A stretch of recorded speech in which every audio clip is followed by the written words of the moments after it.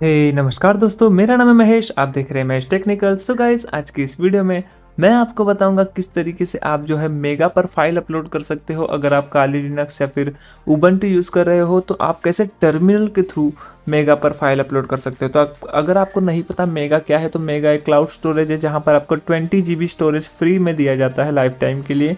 यहाँ पर आप अपने डेटा को स्टोर कर सकते हो। तो यहाँ पर देखिए, मैं VPS यूज़ कर रहा हूँ। तो अगर आप कोई काले लिनक्स या फिर उबंटू के ऑपरेटिंग सिस्टम अपने कंप्यूटर में यूज़ कर रहे हो या फिर VPS यूज़ कर रहे हो, तो आप कैसे टर्मिनल के थ्रू फाइल्स को अपलोड कर सकते हो, ये मैं आपको यहाँ पर बताने वाला हूँ। तो यहाँ पर आपको सिंपल गूगल पर सर्च करना है upload file to mega Mahesh technicals, और आपको यहाँ पर मेरा ये आर्टिकल मिल जाएगा।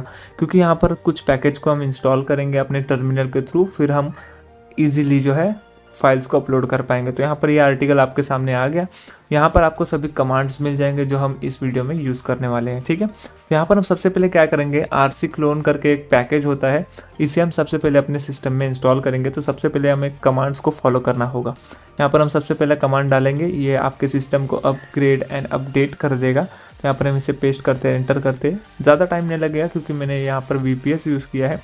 तो अगर आप अपने PC में कर रहे हो या फिर कहीं भी कर रहे हो जहाँ पर आप लिनक्स यूज़ कर रहे हो, तो यहाँ पर आपको अपने टर्मिनल एमुलेटर को ओपन करके ये सारी चीज़ें करनी है। यहाँ पर देखिए, सेकेंड जो कमांड है वो wget पैकेज का है, तो इसे भी हम इंस्टॉल कर लेंगे। इंस्टॉल करने के बाद गाइस, यहाँ पर आपको जो है एक चीज़ चेक करनी है कि आप कि जो लिनक्स मशीन है या फिर लिनक्स VPS है या फिर लिनक्स का PC जो भी है आपके पास, उसका आर्किटेक्चर क्या है, यानी कि कर्नल क्या है, कर्नल वर्जन क्या है, CPU क्या है, ठीक है। इसके लिए हम क्या करेंगे, यहाँ पर ये कमांड ls CPU डालेंगे और ये CPU चेक करके बताएगा कि आर्किटेक्चर क्या है। तो यहाँ पर मेरा आर्किटेक्चर आप देख सकते हो x86_64। तो ये AMD प्रोसेसर है गाइस, ठीक है। तो यहाँ पर देखिए, मैंने यहाँ पर स्क्रीनशॉट में भी दिया हुआ है मेरा ये x86_64। तो यहाँ पर जो आपका प्रोसेसर है उस हिसाब से आपको कमांड डालनी है और फाइल को डाउनलोड करना है। तो यहाँ पर देखिए, अगर आपका ये है तो ये डालिए, अगर आपका ARM है तो ये यूज़ कीजिए, अगर आपका ARM 7 है तो ये यूज़ कीजिए, अगर आपका ARM 64 है तो ये यूज़ कीजिए। यहाँ पर अगर आपका नहीं अवेलेबल है तो यहाँ पर आपको ऑल रिलीजेस में क्लिक करना है, यहाँ पर इस बटन पे। तो यहाँ पर बाकी के भी ऑप्शंस आपके सामने आ जाएंगे। तो यहाँ पर ये कमांड है, इस कमांड को मैं कॉपी करता हूँ क्योंकि मेरा जो है वो AMD 64 का प्रोसेसर है, ठीक है। तो यहाँ पर मैं इस कमांड को पेस्ट करूँगा। तो ये क्या करेगा, ये RC क्लोन का जो सॉफ्टवेयर है उसे उस पैकेज को डाउनलोड करेगा। यहाँ पर देखिए, ये डाउनलोड करना स्टार्ट कर दिया है इसने, और ये डाउनलोड भी फटाक से हो जाता है, ठीक है। तो यहाँ पर मैं आपको क्लियर करता हूँ स्क्रीन और LS करके दिखाता हूँ। देखिए, यहाँ पर RC क्लोन की डेप फाइल यहाँ पर आ चुकी है, आप रेड कलर की फाइल देख सकते हो यहाँ पर। अब फाइल तो आ चुकी है, लेकिन इसे इंस्टॉल करना पड़ेगा अपने सिस्टम में। तो इंस्टॉल करने के लिए आपको dpkg इंस्टॉल का कमांड का यूज़ करना पड़ेगा। तो चलिए हम लोग यहाँ पर इंस्टॉल भी करते हैं। इंस्टॉल करने के लिए बहुत सिंपल है, यहाँ पर हम लिखेंगे dpkg इंस्टॉल स्पेस, उसके बाद आपको क्या करना है, आपका फाइल का नाम यहाँ पर आपको टाइप कर देना है।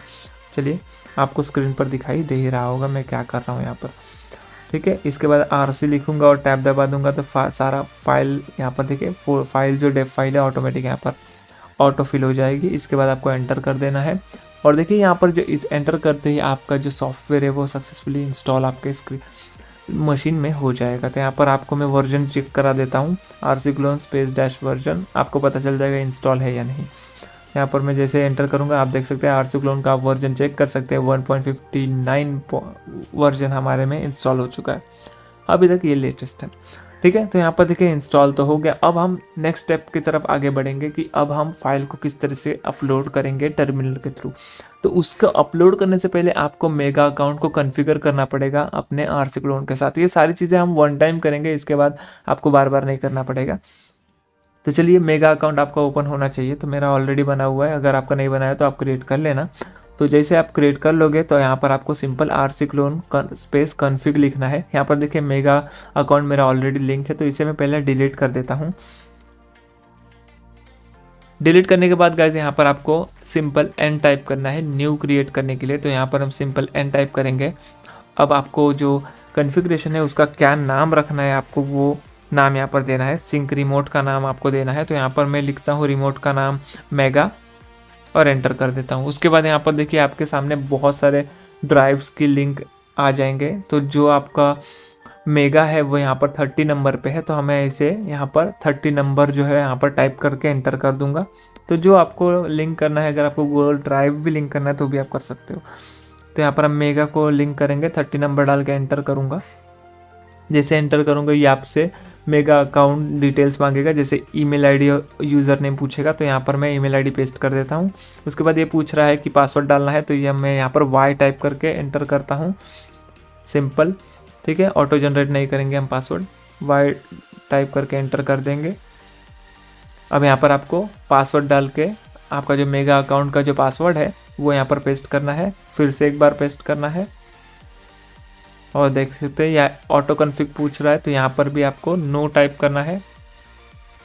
ठीक है, अभी आपको सारी डिटेल्स दिखाकर बोल रहा है कि क्या ये कॉन्फ़िगरेशन सही है, तो यस सही है, तो ये वाई टाइप करके एंटर कर देंगे और आपका देखिए मेगा कॉन्फ़िगरेशन यहाँ पर कॉन्फ़िगर हो चुका है। तो यहाँ पर कंट्रोल सी दबा देंगे तो इस कॉन्फ़िगरेशन पेज से आप बाहर आ जाओगे।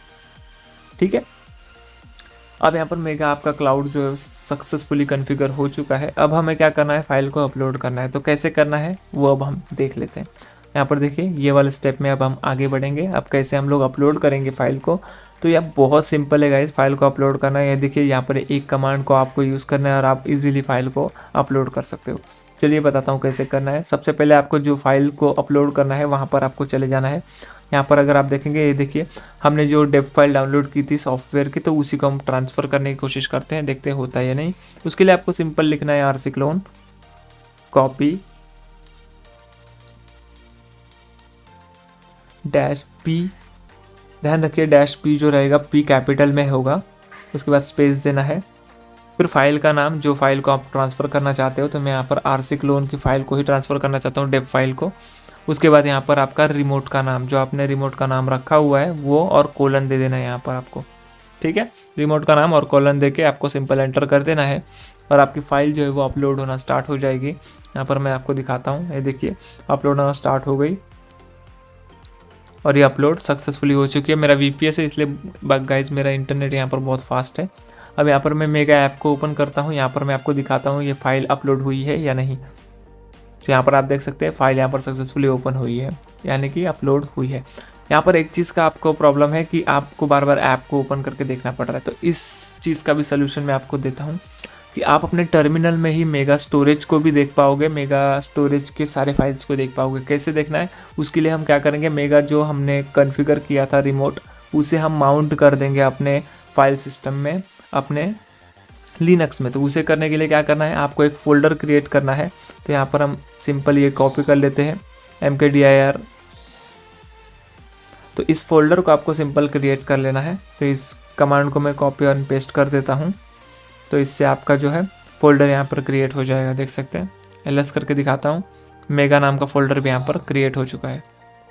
अब आपको क्या करना है गाइस, इस फोल्डर को माउंट कर देना है आपके रिमोट के साथ। तो वो कैसे करना है, ये भी कमांड आपको यहाँ पर देखने को मिल जाएगा।